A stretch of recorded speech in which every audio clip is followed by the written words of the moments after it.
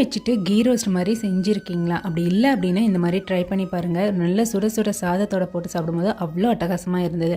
அது எப்படி செய்கிறதுன்னு பார்த்தலாமா? அதுக்கு காஷ்மீரி மிளகாய், நார்மல் மிளகாய், முந்திரி இதெல்லாம் சேர்த்து சுடு தண்ணியில் ஊற வச்சுட்டு ஒரு சின்ன லெமன் சைஸ் புளியை அதையும் சேர்த்து சுடு தண்ணியில் ஊற வச்சுக்கோங்க. வாஷ் பண்ணி வச்சுருக்க ப்ரான் கூட உப்பு, மஞ்சத்தூள், 1 ஸ்பூன் இஞ்சி பூண்டு பேஸ்ட்டு சேர்த்து நல்லா மிக்ஸ் பண்ணி 15 மினிட்ஸ் இதையும் ஊற வச்சு எடுத்துக்கோங்க. இப்போ எடுத்து வச்சிருக்க ஸ்பைசஸ் எல்லாத்தையும் ட்ரை ரோஸ்ட் பண்ணி எடுத்துக்கலாம்.